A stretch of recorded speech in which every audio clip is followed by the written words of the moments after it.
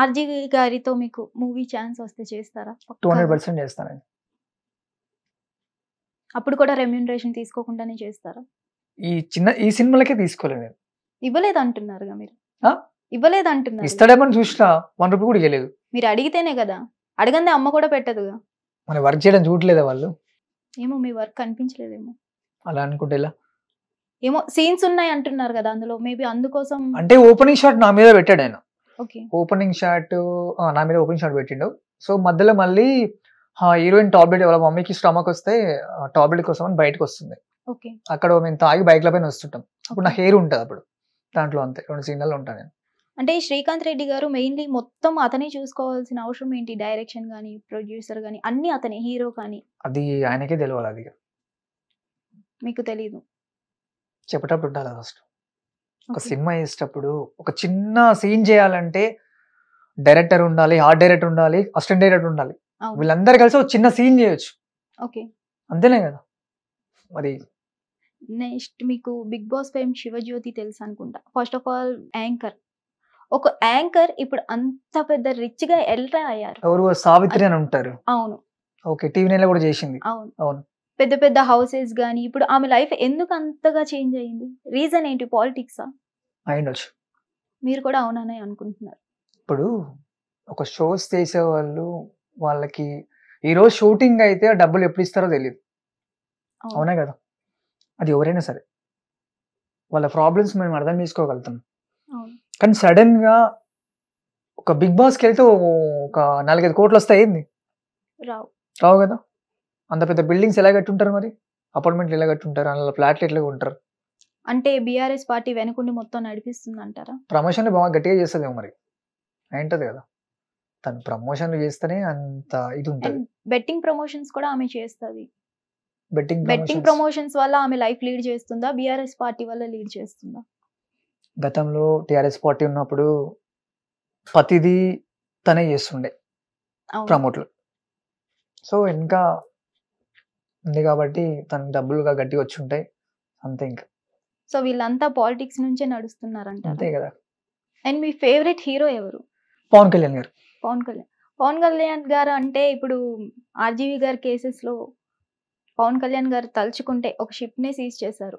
మరి RGV cases లో arrest చేపిస్తే ఏంటి? బాస్ ని పవన్ కళ్యాణ్ సార్ అరెస్ట్ చేస్తారని అంటున్నారు. అవును. మరి డెన్వర్ కి పోలీసులు వచ్చారు, మరి అరెస్ట్ చేయలేదు. మరి చేస్తారు, మనం అనుకుంటాం చేస్తారని. ఇందాక ఒక పర్సన్ అన్నావు కదా సామ్రాట్ అనేది. అలాంటి 100 మంది సామ్రాట్లు వచ్చినా కూడా ఆర్జీవి జంటిక కూడా కదిలేరు. ఆర్జీవి సార్ది జంటిక కూడా కదిలేరు. 100% చెప్తున్నాను నేను. ఇది రాసి పెట్టుకోండి ఫస్ట్.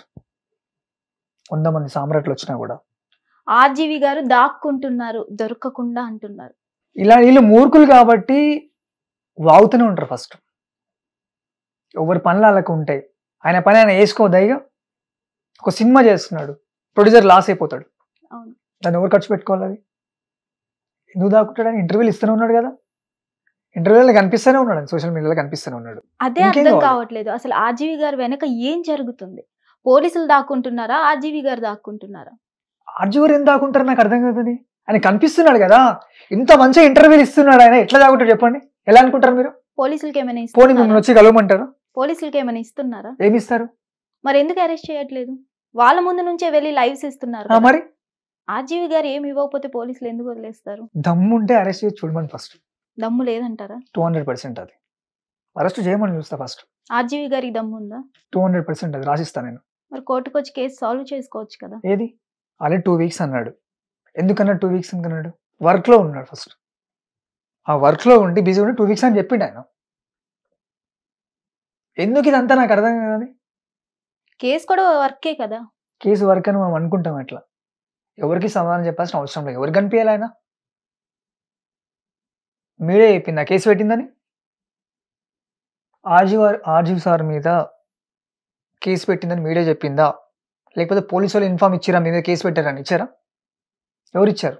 అందుకే ఆయన ఎవరు సమాధానం చెప్పాల్సిన అవసరం ఆయనకు లేదు. ఆయన పనులు ఆయనకు ఉంటాయి, ఆయన బిజీ. నాకు 14 days కావాలి అని ఎందుకు అడిగిండు? ఆయన ఏదో పనులు ఉంటాడేమో. దాసుకున్నోడైతే ఎందుకు ఇంటర్వ్యూలు ఇస్తాడు? సోషల్ మీడియాలో ఎందుకు కనిపిస్తాడు, పోస్ట్లు ఎందుకు చేస్తాడు ఆయన? మరి దమ్ము ఉంటే ఇప్పుడు కోర్టుకి ఇప్పుడు నేను వెళ్ళొచ్చు కదా. స్టేటస్ చూపియాలా? 14 days ఎందుకు టైం తీసుకున్నారు మరి? వర్క్ లో ఉన్నాడని చెప్పాడు ఆయన. ఇంటర్వ్యూస్ ఇవ్వడానికి టైం ఉంది కానీ కోర్టుకి రావడానికి టైం లేదా? లేదంటే దమ్ము లేదా దేనికి దమ్ము? ఆర్జీవి గారికి? ఎందుకుండదు దమ్ము? మనం దమ్ము వేసేది ఉండదా? ఫస్ట్ దమ్ము ఎందుకు ఉండదు? ఇప్పుడు సింహం సింగలనే పోతుంది, అవునా కదా? సింహం సింహలకనే ఉంటుంది. అడవిలో రాజంటే సింహమే ఉంటుంది ఫస్ట్. అలాంటి వ్యక్తి, ఇప్పుడు అలాంటి గొప్ప వ్యక్తిని పట్టుకొని ఎవరు పడితే వాళ్ళు నోటుకు వచ్చినట్టు పారిపోయిండు, దొరకట్లేదు. ఏ ఆధారాలు లేని కేసు కోసము చిన్న పోస్ట్ అది. ఎప్పుడో 2-3 years 5 years 10 years ఆ పోస్ట్ పెట్టింది. మరి అప్పుడే ఏం చేసి ఇప్పుడు వచ్చారు నాకు అర్థం కదా. ఇప్పుడు గుర్తుకొచ్చింది ఆ కేసుల మీద. అంటే ఆర్జీవి గారి సింహమా, మనిషి కాదా? నేను అట్లా మోడ్చుకుంటున్నా నేను. ఓకే, అంతే కదా. ఇది తప్పది, తప్పుడు ప్రచారాలు చేయొద్దు కూడా. ఒక అది మోతగారు తప్పుడు అంటాడు, ప్రచారం అన్నప్పుడు అతను ఎందుకు మళ్ళీ 14 days అడిగారు? అది తప్పుడు ప్రచారం అని చెప్పొచ్చు కదా కోర్టుకి వెళ్ళి. ఆయన ఆల్రెడీ ఇంటర్వ్యూ ఇస్తున్నాడు కదా, దేని దానికి లైవ్ పెట్టేస్తుంటే ఆయన. ఇన్ని లైవ్స్ ఇచ్చే బదులు డైరెక్ట్ కోర్టుకి వెళ్తే అయిపోతుంది వెళ్తాడేమో, కదా. టైం తీసుకుని వెళ్తాడు ఆయన. తప్పు చేయనప్పుడు టైం ఎందుకు? 200% తప్పు చేయలేదు. దేన్ని తప్పు చేశాడు ఆయన? ఏ తప్పు చేయని మనిషి ఆయన. ఈ తప్పులన్నీ కప్పడానికి 14 days టైం లేదు తీసుకున్నారు. లేదు, ఇట్లా అప్పుడు కప్పేసి సరిపోతుందా? ఇప్పుడు మీరు అన్నట్టు ఈ తప్పులన్నీ కప్పేయడానికి అన్నప్పుడు ఎలా అయితే చెప్పండి, అది ఎట్లయినా బయటికి రావాల్సిందే కదా, బయటకు తిరగాల్సిందే కదా. 14 days టైం ఎందుకు పెట్టిన? పనులు ఉంటాయి, ఆయన ప్రైవసీ ఆయనకు ఉంటుంది. ఎవరికి కనిపించాలి, లేకపోతే మీకు వచ్చి కనిపించాలా? మీ దగ్గరికి ఎందుకు వస్తాడు ఆయన ఆర్జీవి గారు? మా దగ్గర రావక్కర్లేదు, కోర్టుకు వస్తే చాలు. కోర్టుకి వెళ్ళిన టైమింగ్స్ ఉంటాయి, ఎప్పుడు వాళ్ళు లాయర్ని పెట్టుకుంటాడు, ఏదో ఉంటుంది కదా. అవును, మరి లాయర్లు ఎందుకున్నారు, ఉంటారు కదా. నోటికి వచ్చినట్టు ఎవరికి వస్తే వాళ్ళు పారిపోయిండు, చేరిండు, ఎక్కడ ఉన్నాడో, ఏం కథనో, భయపడుతుండ అంటే ఇవన్నీ ఎందుకండి?